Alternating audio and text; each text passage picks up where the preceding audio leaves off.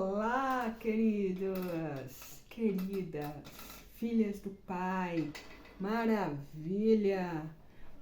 Nesse estudo de hoje nós vamos falar sobre esse cara que eu não conhecia muito bem, mas gostei pra caramba dele, muito bom. Mulheres, vamos lá, filhas de Deus Pai.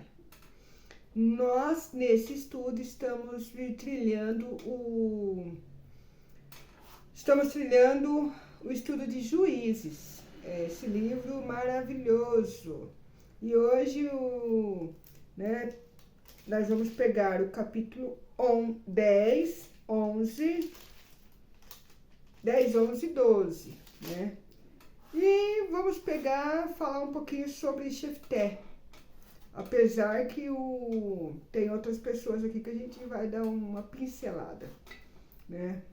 Mas nós estamos pegando aqueles juízes que, no total, são 13, mas nós estamos pegando 5, que a palavra mais predomina, ok? Vamos lá. Quem é esse cara, né? Valente. Tem a sua limitação, tem as suas dificuldades, né? Lá acho que é o segundo ou terceiro vídeo do nosso estudo aqui, que eu falo sobre os temperamentos, eu falo sobre as dificuldades desse homem, né? Qual é o seu temperamento, qual é a sua dificuldade. Pois bem, não vou focar muito nisso aqui em relação a ele, mas vou focar na sua origem. Alguns nós não sabemos a origem, tipo Débora, mas esse nós sabemos sua origem, né? E a sua origem desse cara aqui, gente do céu, nossa senhora, vamos lá. Nos Juízes, né, Jefté e os juízes menores. Por quê? Por que menores? Porque logo no início aqui nós temos Tola, depois da Mimeleque, né, na situação lá de Israel, levantou-se Tola, filho de Fuá, filho de Dodó. Olha só, era eles Isacar, e habitava em Samir, na montanha de Efraim. Ele julgou em Israel durante 23 anos. Depois morreu e foi sepultado em Samir. Tem também o Jair. Tem o Jair. Olha o Jair aqui, ó, em Juízes 10, 3. Fala aqui. Depois dele levantou-se Jair de Calade, que julgou Israel 22 anos. Tinha ele 30 filhos e montavam 30 jumentos e possuíam 30 cidades, chamadas ainda hoje de Aduares de Jair, na terra de Calaabe. Depois Jair morreu e foi sepultado em Camon. E aí chegou a opressão dos amonitas novamente. Recomeçaram os israelitas a fazer o que era mal aos olhos do Senhor. Serviam aos Baais e às Artartes, e também aos deuses de Arã e de Sidônia, aos deuses de Moabe e aos do Amonitas e dos filisteus. Abandonaram o Senhor e não mais o serviram. E aí Deus se levanta quem? Jefté,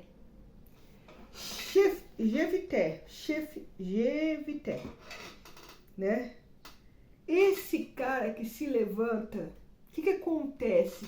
Ele era filho de Calaade. Ele era filho de Calaade. Só que, você viu aí, tinha até Jair, que era filho de Calaade também, né?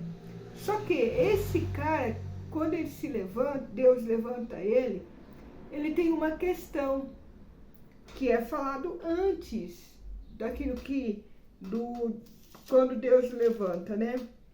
A questão que ele tinha era o seguinte: ele era filho de uma prostituta. filho de Galabe, mas era filho de uma prostituta. Então, seus irmãos tiraram o nome dele da herança do pai, porque ele é filho de estrangeira, né? Considerado filho de estrangeira, não entra aqui. Ele teve até que morar em outro lugar, porque não era reconhecido como filho.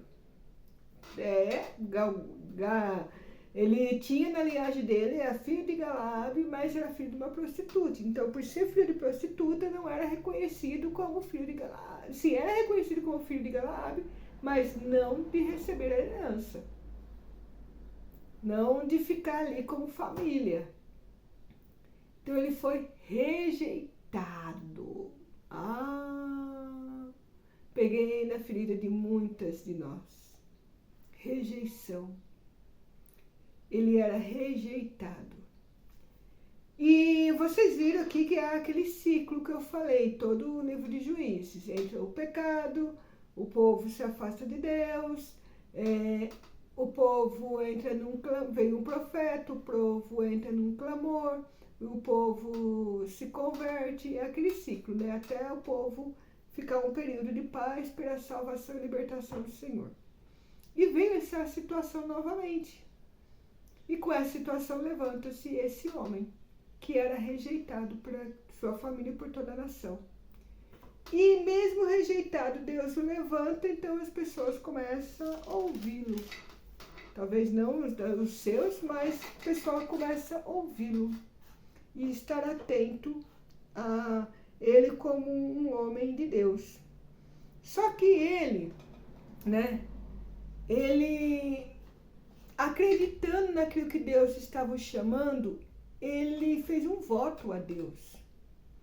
Ele falou, se essa guerra der tudo certo pela vitória do Senhor, o meu voto ao Senhor é o seguinte: a primeira pessoa que eu ver na porta da minha casa lá, primeira pessoa que eu ver, eu vou entregar a ti. Porque ele era juiz, ele era líder ali da região, ele poderia fazer isto. Primeira pessoa que eu ver, eu vou entregar a ti. E vai ser uma pessoa que vai servir a ti com a vida. Por a palavra dele. Esse é o voto dele. Pois bem, eles vão, eles lutam, Deus vence, a vitória se dá e o homem volta para casa. Jefté volta para casa, o que acontece? Ele vê a sua filha, vindo dançando, tocando tamborins. E aquilo para ele é uma tristeza, por quê? Porque a filha não tinha casado e naquele período o pai dava ela em casamento, Então ele já pensou, ela vai servir a Deus, ela não vai casar. E ele não voltou atrás no seu voto. Como ele não voltou atrás, ela falou ao pai, Jefté, meu pai, deixa-me junto com as minhas amigas chorar a minha... ela falava nesse sentido, chorar a minha virgindade, porque ela não iria casar.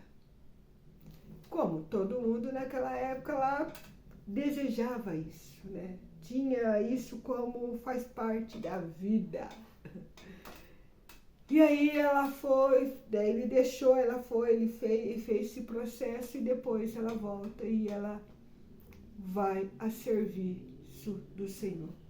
Não tinha esse nome naquela época, mas como se fosse, vai para o convento, vai para ser freira, e lá foi ela. Ele fez um voto a Deus e ele entregou a sua filha. Olha só que bacana. Gente, olhando esse estudo aqui, até o capítulo 12, tem duas partes aqui no finalzinho de 12 que eu vou retomar mais. Pegando aqui, nós vamos ver esse homem que viveu um processo de rejeição muito forte em família. Aqui eu quero falar particularmente sobre relacionamentos, ou com o seu cônjuge, ou com os seus, mãe, filha, com os seus. Quantas vezes nós aprofundamos em nossas doenças emocionais,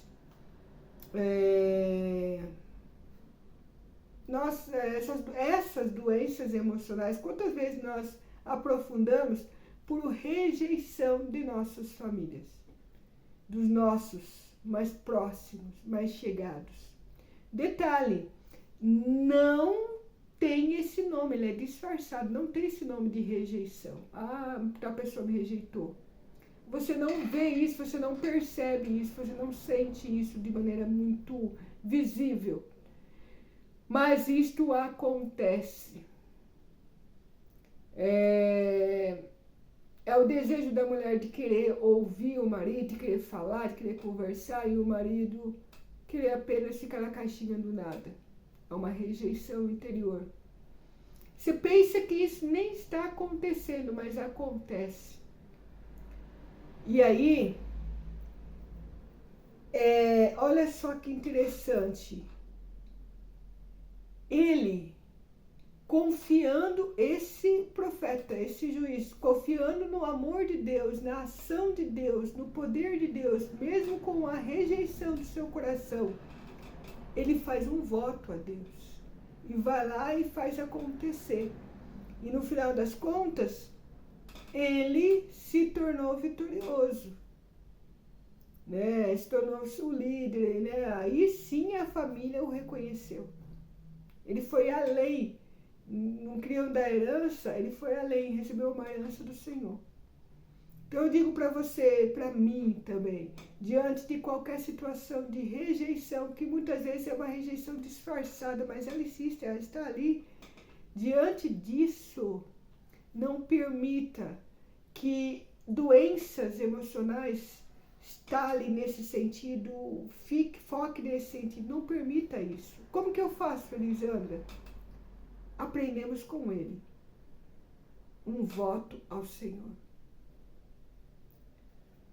Não estou falando para você fazer um voto igualzinho a ele, mas faça o seu voto. Senhor, eu vou orar. Senhor, eu vou ajoelhar. Senhor, eu vou fazer um jejum, vou fazer uma penitência. Senhor, eu vou fazer uma novena. Faça um voto com o Senhor. Faça um voto com o Senhor e deixa a ação acontecer. Não fique preso no seu umbigo, no fechamento ali no casulo. Não. Se abra como uma borboleta. E faça um voto com o Senhor. E você vai ver o quanto isso é eficaz nas nossas vidas. E ajuda-nos a cura emocional, psíquica e mental. Muito, muito, muito. Por isso que eu sempre digo nas minhas sessões de terapias, à medida que eu aprofundo o desenvolvimento, o crescimento na minha vida espiritual, o emocional e o profissional caminham juntos, se alinham. Então, por isso que eu digo, faça esse voto. E já escreva aqui nos comentários que voto que você está querendo fazer. Se você não quiser compartilhar, fique à vontade. Mas faça um voto. Depois, mais pra frente, tem outros dois que não é tão reconhecido, mas são maravilhosos. Até a próxima!